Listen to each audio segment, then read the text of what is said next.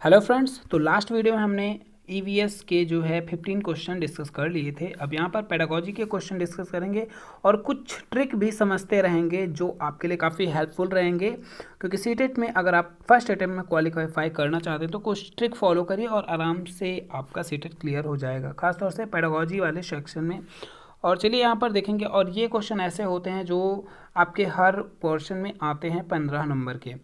ठीक है, चलिए बढ़ेंगे। और पिछले वीडियो में नहीं देखे हैं तो ज़रूर देखिएगा, काफ़ी हेल्पफुल रहेगा। और ये वीडियो शुरू से अंत तक देखिएगा, काफ़ी इंटरेस्टिंग रहेगा, वेरी इंपॉर्टेंट क्वेश्चन भी। प्राइमरी स्तर पर ईवीएस की पाठ्य पुस्तकों की रचना ध्यानपूर्वक की जाती है। देखिए, जो ईवीएस की बुक्स होती हैं, यहाँ पे ईवीएस के क्वेश्चन हैं तो ईवीएस की बुक के बारे में बताया गया है। ध्यानपूर्वक रचना की जाती है जिससे विद्यार्थियों में सीखने सिखाने के दौरान गलत अवधारणा न बन पाए, और इसके अनुसार पाठ्यपुस्तकों की कौन सी विशेषताएं जो है उनके लिए सबसे उपयुक्त होंगी। ऑप्शन नंबर रहेगा यहाँ पर प्रत्ययों। प्रत्ययों मीन्स यहाँ पर कंसेप्ट की बात की जा रही है, कंसेप्ट का विस्तार किया जाता है इसी बुक्स में, या फिर और जिससे स्पष्टीकरण हो सके। देखिए, विस्तार करने की कोई बात ही नहीं, तो जो निगेटिव पॉइंट आएगा कि विस्तार इसके खिलाफ रहता है सीटेट या ईवीएस या एनसीईआरटी की जो बुक होती हैं। महत्वपूर्ण प्रत्ययों की परिभाषाएं, परिभाषाएं की कहीं बात है कि वो ऑप्शन गलत माना जाएगा, निगेटिव पॉइंट है। और नेक्स्ट, ऐसे प्रत्यय जो कम आयु के विद्यार्थियों को समझ ना आए उन्हें परिचयात्मक स्तर पर दिया जाता है। बिल्कुल, अगर क्योंकि कम उम्र के बालक चीज़ों को समझ नहीं पाते, इसलिए उन चीज़ों को परिचय देने के टाइप में दिया जाता है। ऑप्शन नंबर थर्ड रहेगा करेक्ट। नेक्स्ट, सामुदायिक संसाधन को प्राथमिक स्तर पर, जो सामुदायिक संसाधन होते हैं इनको प्राथमिक स्तर पर ईवीएस जो है पढ़ाने का महत्वपूर्ण संसाधन माना जाता है। क्यों माना जाता है इन चीज़ों को? तो यह सस्ता होता है, या फिर इससे अनुभवी व्यक्ति होते हैं इसमें, या फिर यह अनुभवों से सीखने का अवसर देता है। बिल्कुल, ऐसे अगर ऑप्शन कहीं भी आपको सी टेट में मिलता है कि यह जो है अनुभवों से सीखने के अवसर देता है, खासतौर से ईवीएस में, तो ये रहेगा ऑप्शन नंबर थर्ड यहाँ पर करेक्ट। नेक्स्ट क्वेश्चन है 78 नंबर, कक्षा 5 के। देखिए, अगर आप सीटेट के पेपर में अच्छा स्कोर करना चाहते हैं तो आप ज़रूर से ज़रूर थर्ड फोर्थ एंड फिफ्थ की जो ईवीएस की बुक है, इसके अलावा अदर भी बुक्स, खासतौर से ईवीएस की, ये आपको ज़रूर पढ़ना पड़ेगा। और मैथ्स में भी आपको थर्ड फोर्थ फिफ्थ की बुक काफ़ी हेल्पफुल रहेंगी, ठीक है ना। तो ये ज़रूर पढ़िएगा बुक्स, उसी से क्वेश्चन फैक्चुअल वाले डायरेक्ट पूछे जाते हैं। बढ़ेंगे यहाँ पर क्वेश्चन पर। कक्षा 5 के ईवीएस के विद्यार्थी जो है अनुमान लगाते हैं कि एक छोटे डिब्बे को भरने के लिए कितने चने के दानों की आवश्यकता होगी, वो अनुमान लगाते हैं। अगर इस क्रियाकलाप द्वारा कौन सी प्रक्रिया कौशल का विकास होगा, अनुमान लगाने की बात हो रही है, तो कौन सी प्रक्रिया कौशल का विकास होगा? वर्गीकरण करने का, यहाँ कोई वर्गीकरण की बात हो ही नहीं रही है। संप्रेषण मतलब जो है बातचीत करने का, कम्युनिकेशन स्किल डेवलप करने का, ऐसा भी बिल्कुल नहीं होगा। जो है प्रयोग करना या फिर अनुमान लगाना, तो यहाँ पर सीधी बात कही गई है अनुमान लगाने से संबंधित। That means option number 4 will be the correct answer. बढ़ेंगे अगले प्रश्न पर। 79 नंबर क्वेश्चन है, पेड़ पौधे और पशु परिवार एवं मित्र नामक थीम का हिस्सा है। में पेड़ पौधे एवं पशु प्लस परिवार एवं मित्र नामक थीम का हिस्सा है, और इस प्रकार के स्थापन का कारण है। क्या कारण है बताना है। यहाँ दिया गया ऑप्शन, विद्यार्थियों को इस योग्य बनाना कि वे पेड़ पौधे एवं पशुओं को अपने परिवारों का हिस्सा माने, बिल्कुल सही है। पेड़ पौधों एवं पशुओं के प्रति विद्यार्थियों में संवेदनशीलता विकसित करना, यह भी सही है। उन रूढ़िबद्ध धारणाओं को तोड़ना जिनके अनुसार पेड़ पौधे एवं पशु हमारे परिवार का हिस्सा नहीं हो सकते, तो नहीं है, इसलिए यह विकल्प गलत हो जाएगा। नहीं ना लगा होता तो सही होता। इसका मतलब ए और बी करेक्ट रहेंगे, मतलब ऑप्शन नंबर 1 रहेगा करेक्ट। नेक्स्ट है 80 नंबर क्वेश्चन, और इससे जुड़ी कोई भी जानकारी चाहिए तो आप कमेंट बॉक्स में ज़रूर लिखिएगा। प्राथमिक स्तर पर जो है ईवीएस पढ़ाने का एक प्रमुख उद्देश्य विद्यार्थियों को इस योग्य बनाना है। मतलब कि प्राइमरी स्तर पर विद्यार्थियों को ईवीएस क्यों पढ़ाई जाती है, यह किस लिए पढ़ाई जाती है, क्या कारण है, किसके योग्य बनाना होता है उनको। वे कौशल अर्जित करें जिससे वे स्वतंत्र रूप से पर्यावरण को बचाने हेतु क्रियाकलाप करें, या फिर उच्च प्राथमिक स्तर की पढ़ाई हेतु पर्यावरण संबंधित प्रत्यय अर्जित करें, या फिर विद्यार्थियों को कक्षा की शिक्षा को स्कूल के बाहर के जीवन से जोड़ने में मदद करता है। पॉजिटिव ऑप्शन यहाँ पर बनेगा ये वाला। तो यहाँ पर थर्ड विकल्प रहेगा करेक्ट। ईवीएस में कहीं भी लाइन मिलती है बाहरी जीवन से जोड़ने की तो वो उसका टारगेट होता है, क्योंकि जो है एनसीएफ 2005 कहता है कि विद्यालय जो है जो कक्षा में शिक्षा दी जा रही है उसको ज़्यादातर बाहर जीवन से जोड़ के सिखाया जाए, इसीलिए ईवीएस की बुक रखी जाती है। चलिए बढ़ेंगे अगले प्रश्न 81 नंबर क्वेश्चन। कक्षा 1 और 2 में ईवीएस की लिए कोई निर्धारित पाठ्य पुस्तकें। वेरी इंपॉर्टेंट क्वेश्चन, हर बार रिपीट होने वाला है। और क्यों कक्षा 1, जैसे आप एनसीईआरटी की बुक जब देखेंगे फर्स्ट सेकंड में कोई भी ईवीएस की बुक नहीं होती है। इसका सबसे उपयुक्त कारण क्या है? तो इसका मतलब देखिए, सीधा कारण ये होता है कि फर्स्ट और सेकंड में ईवीएस की बुक नहीं होती, बट हिंदी और मैथ की बुक होती हैं यहाँ पर। तो उसके माध्यम से पर्यावरण का अध्ययन सिखाया जाता है बच्चों को। तो उसके अकॉर्डिंग हम ऑप्शन ढूंढेंगे।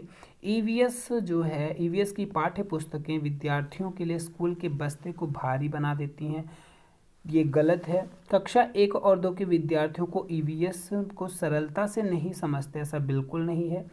ईवीएस को भाषा तथा गणित के साथ एकीकृत किया जाता है, यह विकल्प सही रहेगा, क्योंकि ईवीएस को भाषा और एकीकृत, इसके साथ इंटीग्रेटेड मीन्स एकीकृत किया गया है।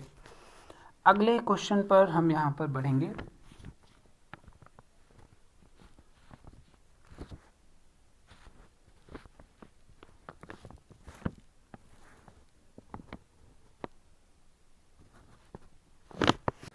नेक्स्ट क्वेश्चन यहाँ पर है, विद्यार्थियों को पौधों एवं वृक्षों के प्रति संवेदनशील बनाने के लिए निम्न में से कौन सी सर्वाधिक उपयुक्त नीति है? वे भी वेरी इंपॉर्टेंट रिपीटेड क्वेश्चन है। तो यहाँ पर ऑप्शन है लकड़ी के लट्ठों के गोदाम का भ्रमण कराना, क्योंकि देखिए संवेदनशील मतलब वो अपने पर्यावरण के प्रति कितने संवेदनशील हैं, है ना। तो उसकी हिफाजत वो करें। तो लकड़ी के गोदाम को अगर भ्रमण कराते हैं तो बच्चे देखेंगे कि वहाँ पर कितनी लकड़ियाँ, कितने वृक्षों को काट के लाया गया होगा। वनों को काटने से बचाने के लिए पोस्टर बनाना, या फिर वनों के संरक्षण पर नाटक करना। तो पोस्टर बनाने की अगर बात करी जाए तो ये क्लास तक सीमित रहेगी बात। तो बाहर भ्रमण करने की बात पहला ऑप्शन रहेगा करेक्ट। और वनों के संरक्षण, नाटक करेंगे मीन्स नाटक किसी को दिखाने से मतलब है, तो ये भी लोगों तक मैसेज पहुंचाएगा। और एक पेड़ को अपनाना और उसकी देखभाल करना, जो तीनों बी को छोड़ के तीनों ऑप्शन ऐसे हैं जिसमें एक्टिविटी के माध्यम से चीज़ों को या उसमें पार्टिसिपेट करने की बात आ रही है, तो वो विकल्प रहेगा option number A. 83 number question यहाँ पर है, एक ईवीएस के शिक्षक के लिए विद्यार्थी के ईवीएस के ज्ञान का मूल्यांकन करने हेतु निम्न में से कौन सी पद्धति सही है? ईवीएस के शिक्षक के लिए जो है ईवीएस के ज्ञान का मूल्यांकन की पद्धति पूछी गई है। मानकीकृत टेस्ट को राष्ट्रीय मानकों को बनाए रखने के लिए उपयुक्त हो। मानकीकृत टेस्ट यहाँ नहीं होंगे। शिक्षक द्वारा बनाए गए उपकरण जो शिक्षक की अपनी शिक्षण के अनुकूल हों, या परीक्षा विभागों द्वारा विकसित किए हुए सर्वमान्य टेस्ट, या फिर शिक्षक द्वारा बनाए गए उपकरण जो उनके विद्यार्थियों, शिक्षण प्रणाली और स्थानीय प्रसंगों के अनुकूल हों। तो स्थानीय प्रसंगों को इम्पोर्टेंस दी गई है, ऑप्शन नंबर 4 यहाँ पर बनेगा करेक्ट। 84 है, आदर्श रूप से निम्न में से कौन सा विकल्प जो है विद्यार्थियों द्वारा किए गए क्रियाकलापों के पश्चात उनके सीखने को दृढ़ करने के लिए होना चाहिए?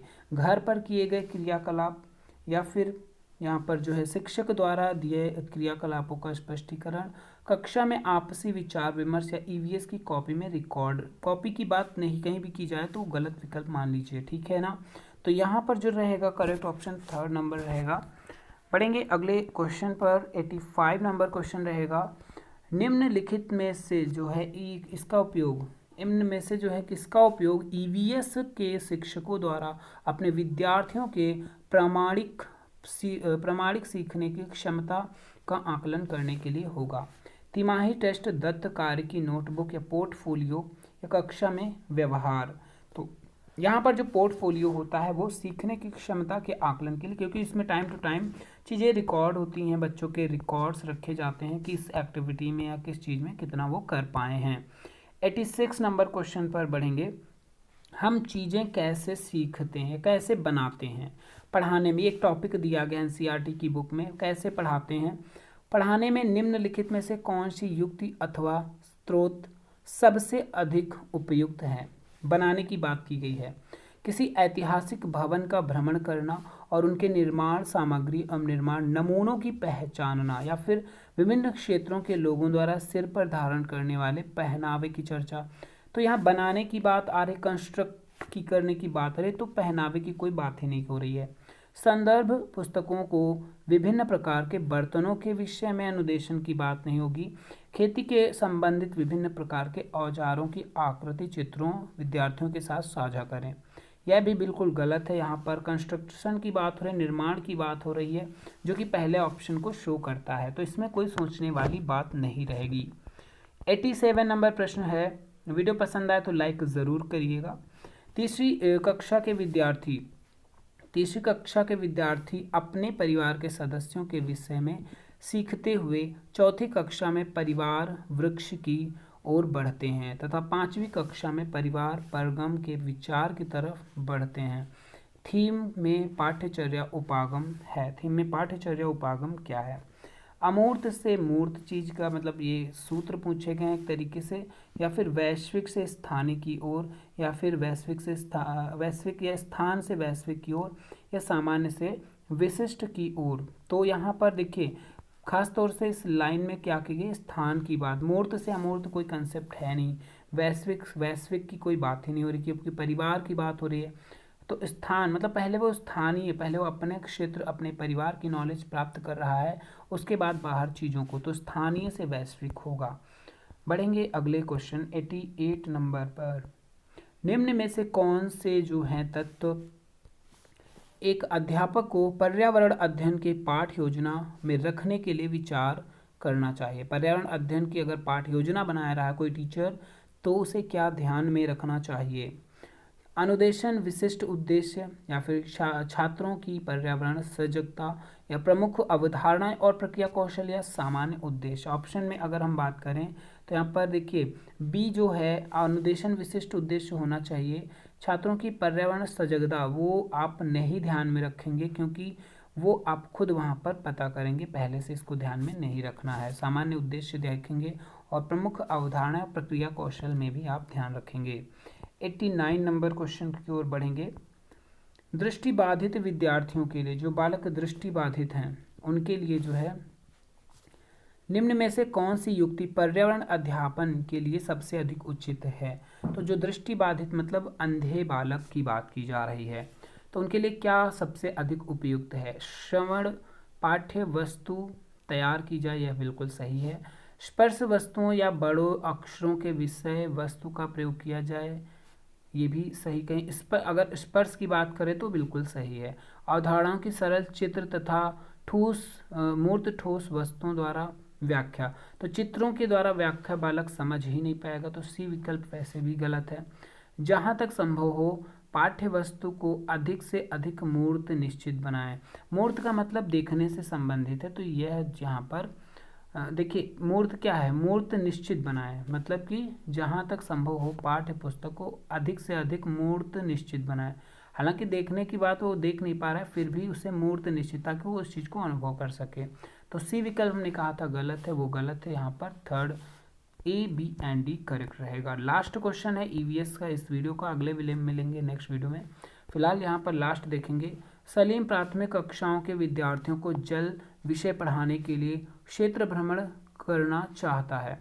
तो जल पढ़ाना है और क्षेत्र भ्रमण करना चाहता है, इनमें से कौन सी जगह उचित रहेगी। तो जल को पढ़ाने के लिए जल संचय यंत्र, या फिर जोहड़, या बावड़ी, या फिर खेजड़ी। खेजड़ी यहाँ पर वृक्ष से संबंधित है। बावड़ी जो कि पानी का, उसमें पानी संग्रह करके दिखाया जाता है बावड़ी में। तो यहाँ पर जो है खेजड़ी छोड़ के सारे करेक्ट। जोहड़ और जल संचय यंत्र ये सारे पानी को संरक्षित करने से रिलेटेड हैं, जो कि डी वाला गलत, क्योंकि डी जो है खेजड़ी एक वृक्ष होता है, जो कि गलत है। तो यहाँ पर ऑप्शन नंबर 4 रहेगा। मिलेंगे नेक्स्ट वीडियो में नेक्स्ट प्रैक्टिस के साथ। वीडियो पसंद आया तो लाइक ज़रूर करिएगा, कोई भी डाउट है तो कमेंट बॉक्स में ज़रूर लिखिएगा। धन्यवाद।